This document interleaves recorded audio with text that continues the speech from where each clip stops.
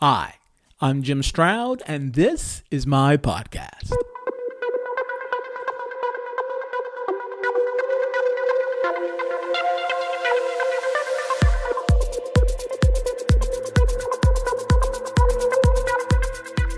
A recent article from Scientific American caught my eye. The headline was this: "Social media has not destroyed a generation," and immediately I felt a surge of skepticism. I'll share some quotes from the article and my opinion after this message from my sponsor.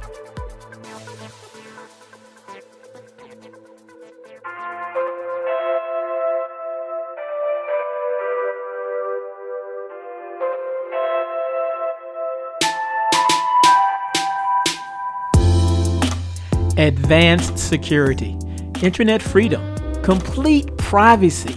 That's what you get with NordVPN. Imagine NordVPN as a hack-proof encrypted tunnel for online traffic to flow. Nobody can see through the tunnel and get their hands on your internet data. NordVPN gives you peace of mind each time you use public Wi-Fi, access personal and work accounts on the road, or want to keep your browsing history to yourself. Try it out today. Matter of fact, you have nothing to lose with their 30-day money-back guarantee. Simply go to jimstroud.com/secure. That's JIMSTROUD/secure, SECURE. In fact, as a special offer to my listeners, go over to jimstroud.com/secure and get your copy of NordVPN for 75% off. Now, this is only for a limited time, so act fast. One more time, because I'm trying to look out for you. jimstroud.com/SECURE. That's jimstroud.com/secure. Do it now. You'll be glad you did. The overall sentiment of the article is telling us all to calm down. Sure, heavy use can lead to some problems, but more studies are needed before equating giving children smartphones with handing them a gram of cocaine. Here are some quotes from the article.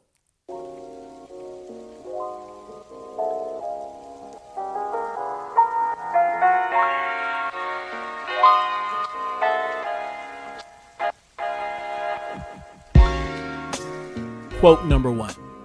Because social media is so new, the science investigating its effects is also new. The earliest study Hancock could find that examined social media use and psychological well-being was done in 2006. It came as no surprise that early approaches were limited. Physician Brian Primack, who headed the Center for Research on Media, Technology, and Health at the University of Pittsburgh until moving to the University of Arkansas this year, likens the field to initial research on nutrition. He says, it took a while to say, let's split out fats and proteins and carbohydrates, and not just that, but let's split out trans fats and polyunsaturated fats, he says. It's important for anyone who's doing good research to adapt to what's going on.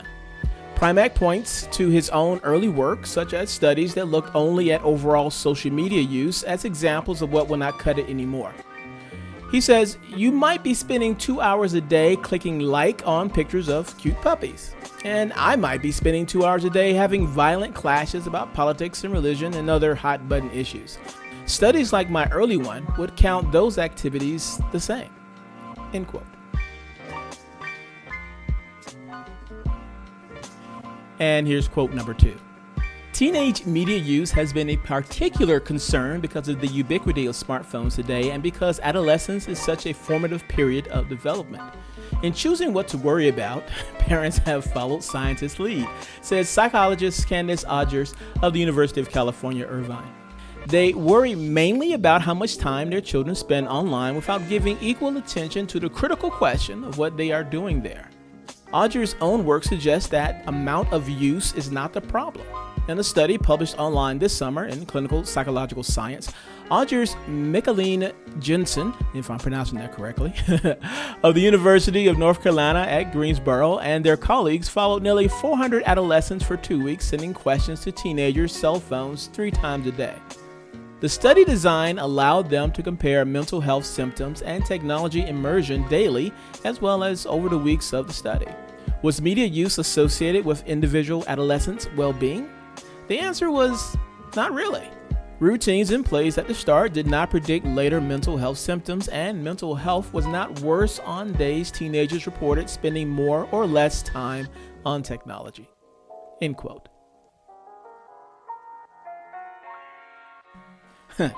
Well, I'm of the mind that social media does bear some responsibility for the negative mental health effects of a generation.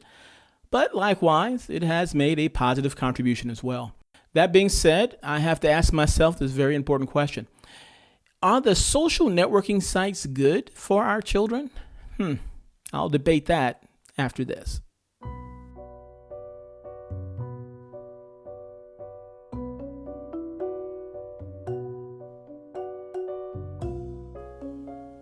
Entrepreneur Kylie Jenner makes an estimated $1 million per sponsored post on her Instagram, which makes her the highest paid celebrity influencer on the social media platform, according to the 2018 Instagram Rich List compiled by Hopper HQ, an automated Instagram scheduler.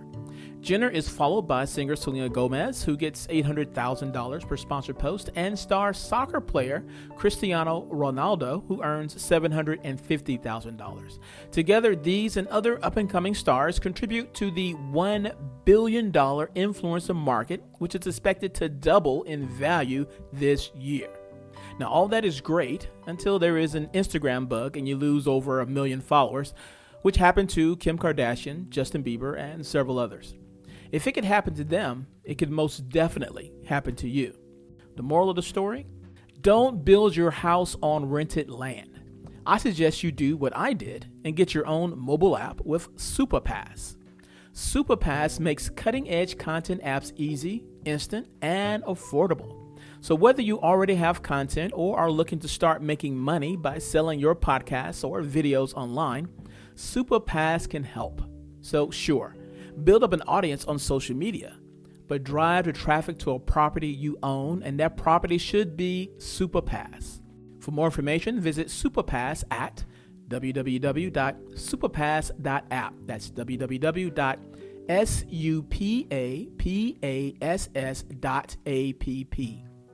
Superpass.app. And be sure to tell them Jim Stroud sent you. When it comes to social media, or anything substantive for that matter, there are studies that are pro and some are con. I'm going to share a few from both sides as they relate to social media and children from a website I've recently discovered, appropriately named procon.org.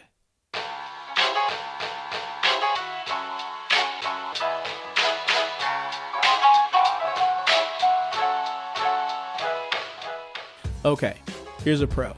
Social media sites help students do better at school. 59% of students with access to the internet report that they use social media to discuss educational topics, and 50% use the sites to talk about school assignments. After George Middle School in Portland, Oregon introduced a social media program to engage students, grades went up by 50%. Chronic absenteeism went down by 33%. And 20% of students school-wide voluntarily completed extra credit assignments. That's a pro. Here's a con. Students who are heavy social media users tend to have lower grades. 31% of teens say that using social media during homework reduces the quality of their work. Students who use social media had an average GPA of 3.06, while non-users had an average GPA of 3.82.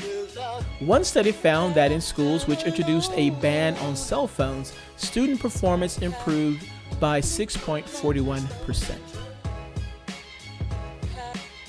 Social media facilitates cyberbullying, obviously a con. 52% of students have reported being the victim of cyberbullying, with 84.2% naming Facebook as a site through which they have been bullied, followed by Instagram at 23.4%, Twitter at 21.4%, and Snapchat 13.5%. 17.5% of male students and 21.3% of female students have admitted to committing bullying behavior online.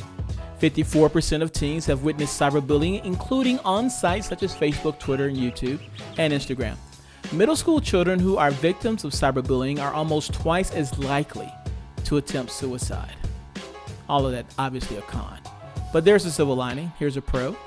Hillsborough, California freshman varsity soccer goalie Daniel Cui was blamed for and bullied about a losing season until over 100 of his teammates and classmates changed their Facebook profile photos to one of Cui's making a save, silencing the bullies and building Cui's confidence. Here's a pro. Social media helps people who are socially isolated or shy connect with other people. More than 25% of teens report that social media makes them feel less shy. 28% report feeling more outgoing, and 20% report feeling more confident. 53% of teens identified as somewhat shy or a lot shy in general. Youth who are less socially adept report that social media gives them a place to make friends, and typically quiet students can feel more comfortable being vocal through a social media platform used in class. Here's a con. People who use social media are prone to social isolation. Social media can exacerbate feelings of disconnect, especially for youth with disabilities, and put children at higher risk for depression, low self-esteem, and eating disorders. The passive consumption of social media, scanning posts and without commenting on them, is related to loneliness.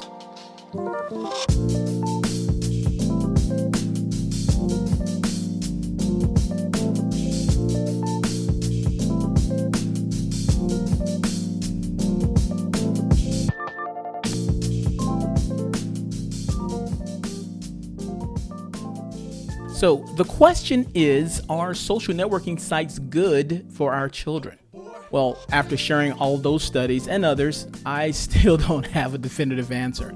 After all, I think back to my generation and how many of us grew up with our eyes glued to TV screens, and we came out all right, even though there were concerns about too much TV having adverse effects on us back then. Maybe it all comes down to us just knowing our children and acknowledging that each child is different. Keeping in mind also that perhaps, just perhaps, us blaming social networking sites for a child's aberrant behavior could be a way to cover up our failings as parents in not disciplining our children enough. Just a thought. What's yours?